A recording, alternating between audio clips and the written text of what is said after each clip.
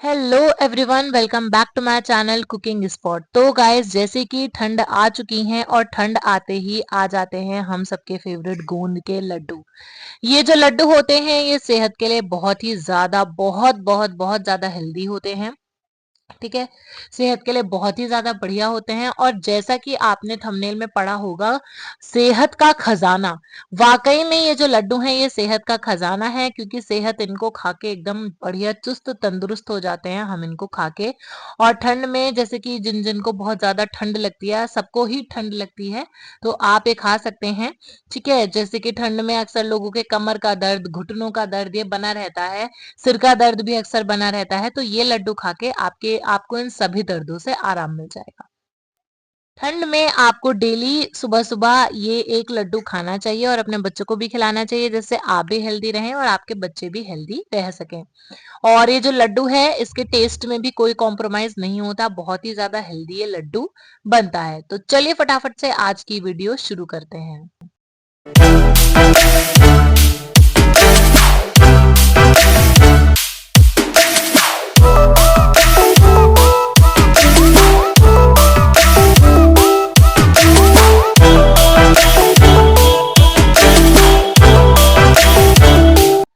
तो सबसे पहले देखते हैं इंग्रेडिएंट्स। तो इंग्रेडिएंट्स में सबसे पहले यहाँ पर मैंने लिया है 600 ग्राम गेहूं का आटा। और जितना मैंने गेहूं का आटा लिया है सेम उतना ही मैंने यहाँ पर ले लिया है बूरा। 600 ग्राम अगर मैंने आटा लिया है तो आपको 600 ग्राम ही बूरा भी लेना है। साथ में अब यहाँ पर मैंने ले ली है मेवे, जिसमें से पहला है अखरोट। अखरोट बच्चों के लिए बहुत ही ज्यादा बढ़िया होता है, बच्चों के दिमाग के लिए, इससे मेमोरी जो है वो तेज होती है। 100 ग्राम गोंद, 50 ग्राम बादाम मैंने यहाँ पर ले लिया है। और मैंने साथ में ले लिया है 50 ग्राम काजू और मैंने ले ली है 50 ग्राम खरबूजे की गिरी। देखिए जो मेवा है ये आप अपने हिसाब से घटा बढ़ा सकते हैं। साथ में यहाँ पर मैं ले लिया है 300 ग्राम घी। ठीक है। अब ये तो हो गए हमारे इंग्रेडिएंट्स। तो चलिए फटाफट से हम अपने गोंद के लड्डुओं की रेसिपी करते हैं शुरू। यहाँ पर आप देख सकते हैं ये मेवे मैंने अपने हिसाब से लिए हैं, आप चाहे तो अपने हिसाब से और भी अगर आपको कुछ और एक्स्ट्रा डालना हो तो आप वो भी ले सकते हैं। और यहाँ पर जितने भी मेवे हमने लिए हैं, जैसे अखरोट लिया है वो माइंड के लिए तेज होता है, बादाम भी काफी ज्यादा बढ़िया होता है, काजू और जो खरबूजे की गिरी है ये भी काफी ज्यादा हेल्दी होते हैं। तो इसीलिए जो लड्डू है इनको सेहत का खजाना बोला जाता है, क्योंकि इसमें जितनी भी चीजें पड़ती हैं वो सब हेल्दी होती हैं। तो चलिए अब हमें चढ़ा देनी है कढ़ाई गैस पर। अब हमें सबसे पहले जो अपने मेवे हैं उनको सेलो फ्राई करना है। तो सबसे पहले यहाँ पर जो खरबूजे की गिरी ली थी मैंने, उसको मैंने सेलो फ्राई करके एक अलग बर्तन में निकाल लिया है। इसी तरीके से हमें अपने बाकी के जो मेवे हमने काजू बादाम अखरोट लिए हैं, इन सबको भी हमें सेलो फ्राई कर लेना है। बस फर्क इतना है कि देखिए जो खरबूजे की गिरी है वो हमने बिना घी के सेलो फ्राई करी थी, लेकिन जो हमें अपने बाकी के जो मेवे हैं वो हमें घी में डालकर सेलो फ्राई करने हैं। जैसे कि आप देख सकते हैं कि सबसे पहले यहाँ पर मैंने अपने काजू को सेलो फ्राई कर लिया है घी में डाल के। ठीक उसी तरीके से हमें अपने बाकियों के भी जो मेवे हैं उनको भी हमें सेलो फ्राई कर लेना है। सेलो फ्राई करने से क्या होता है कि जो मावे हैं उनका कच्चापन निकल जाता है और ये थोड़े से क्रंची से हो जाते हैं मावे। और सेलो फ्राई जब हम मेवे को करते हैं और फिर उनसे जब हम मिठाई बनाते हैं तो उसका जो टेस्ट है वो काफी ज्यादा बढ़िया आता है। मैंने बादाम को और अखरोट को भी सेलो फ्राई कर लिया है। अब मैं इनको एक अलग बर्तन में निकाल लूंगी। यहाँ पर आप देख सकते हैं कि हमारे सारे के सारे मेवे जो हैं वो सेलो फ्राई हो चुके हैं। अब हमें इसी घी में डाल देना है थोड़ा सा और घी। और जो हमारा गोंद है उसको हमें अच्छे से फुला लेना है, इसको अच्छे से फ्राई कर लेंगे। जब हम फ्राई करेंगे तो जो हमारा गोंद है वो 100 ग्राम जरा सा फूल फूल के कुछ इस तरीके का हो जाएगा। जैसे अगर आपने साबुदाने जो तलने वाले होते हैं उनको कभी फुलाया हो तो वो जैसे छोटे छोटे से एकदम ऐसे फूल जाते हैं ना, ठीक उसी तरीके से जो हमारा गोंद है वो भी ऐसे ही फूल जाएगा। मीडियम गैस पर ही हमें इसको लगभग 5 से 6 मिनट तक फ्राई करना है। और जैसे ही जो हमारे गोंद हैं वो अच्छे से फ्राई हो जाते हैं, अच्छे से फूल जाते हैं, बस तभी हमें जो अपने गोंद हैं उनको कढ़ाई से बाहर एक अलग बर्तन में निकाल लेना है। यहाँ पर जितने भी हमने इंग्रेडिएंट्स लिए थे वो हमने फ्राई कर लिए हैं सभी। और फ्राई करना अभी मैंने आपको जैसे कि पहले बताया कि क्यों जरूरी होता है। यहाँ पर आप देख सकते हैं अब हमें इसी में ही डालना है थोड़ा सा और घी। देखिए जो घी, ये जो लड्डू हैं इसमें हम इतना सारा घी डाल रहे हैं। और जैसा कि आप सबको पता है कि जो घी है वो कितना ज्यादा हेल्दी होता है। और अगर आप जानना चाहते हैं कि इतना सारा घी हम घर में कैसे बना सकते हैं, तो इसकी वीडियो भी हमारे चैनल पर अपलोडेड है। आप वहाँ पर जाकर देख सकते हैं कि आपको ये जो देसी घी है, वो आप घर में कैसे बनाएँगे। जैसे ही जो हमारा घी है वो गर्म हो जाता है, हमें इसमें डाल देना है अपना 600 ग्राम आटा और इसको भी हमें भून लेना है। अब अगेन जैसे कि मैंने आपको पहले बताया, जब हम इसको भूनेंगे तब हमें जो गैस है वो एकदम लो टू मीडियम रखनी है। लो टू मीडियम गैस पे ही हमें इसको पकाते रहना है। इसकी जो खुशबू है वो बहुत ही ज़्यादा तेज़ होती है, बहुत ही ज़्यादा बढ़िया खुशबू आती है कि जब आप बनाएँगे तो आस-पास के घरों में भी पता चल जाएगा कि हाँ भाई, इनके यहाँ आज कुछ तो मालपानी बन रहा है। लो टू मीडियम गैस पर ही हमें इसे लगभग 15 से 20 मिनट तक भूनना है और जैसे हमारा आटा भुन जाता है, यहाँ पर आप देख सकते हैं कि जितने भी हमारे ड्राई फ्रूट्स थे, जो हमारा गोंद था, वो सब कुछ अच्छे से फ्राई हो चुके हैं। और अब देखिए आते हैं एक ऐसा स्टेप जो जिसमें आपको बिल्कुल भी गलती नहीं करनी है। देखिए अब आपको इनको जो है ये आपके ड्राई फ्रूट्स हैं, आपको इनको छोटे-छोटे पीसेज़ में काटना है, बारीक-बारीक ऐसे टुकड़ों में काटना है। देखिए, अब इन ड्राई फ्रूट्स को डालने का 2 तरीका है इन लड्डू में। पहला कि आप ऐसे छोटे-छोटे टुकड़े कर कर डालें, ठीक है?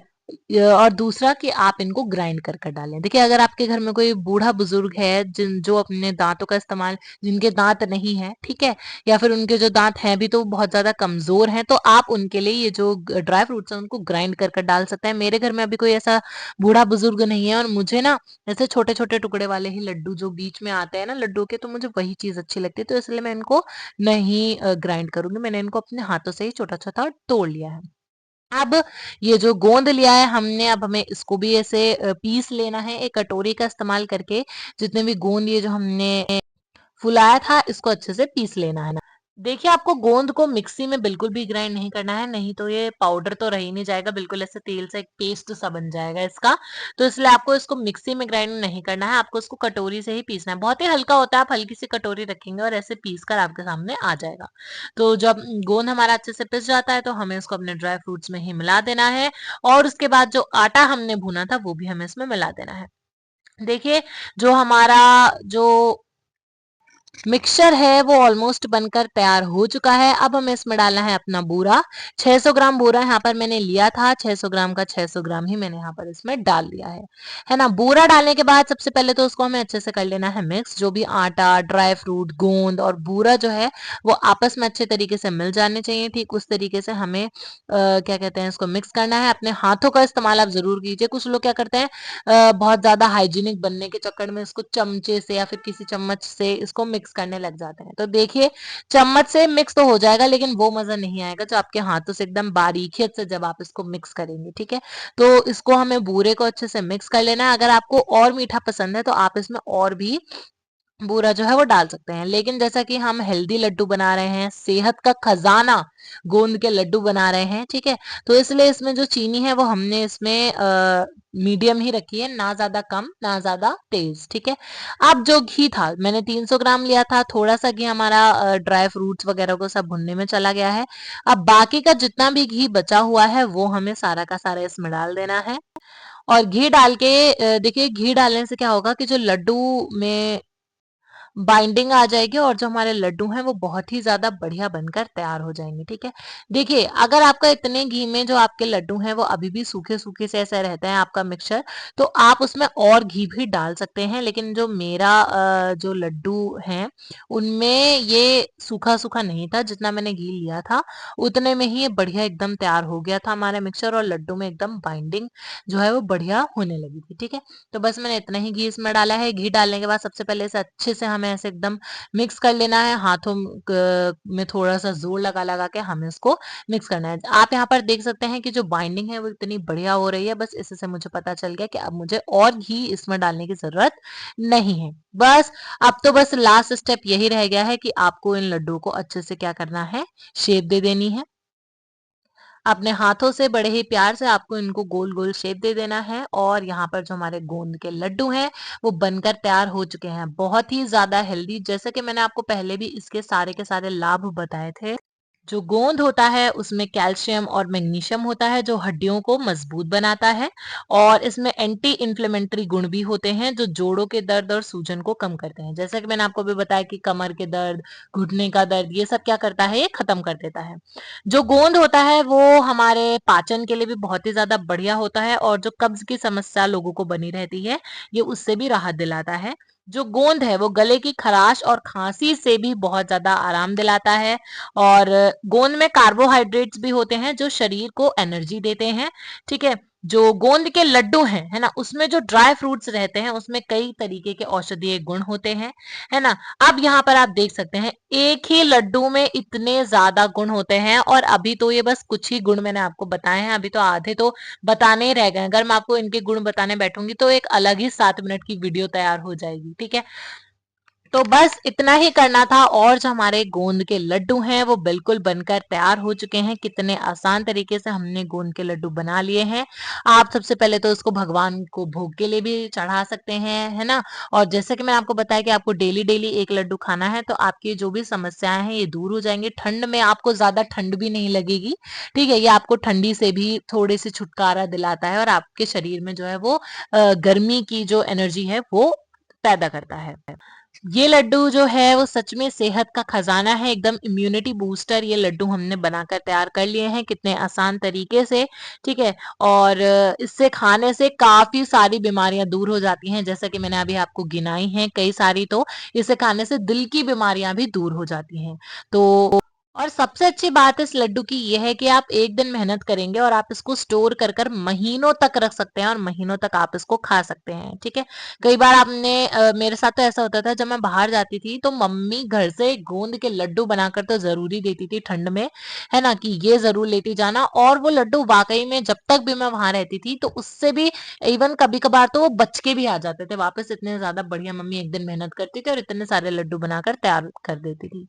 तो आपको ये रेसिपी कैसे लगी हमें कमेंट्स में जरूर बताइएगा। अगर आपको ये सेहत के खजाने वाली वीडियो रेसिपी जो है वो अच्छी लगी हो, सो प्लीज इस वीडियो को लाइक कर दीजिएगा। ऐसी और अच्छी अच्छी वीडियोस के लिए चैनल को सब्सक्राइब कर दीजिएगा। इंस्टाग्राम पर भी आप हमें फॉलो कर सकते हैं।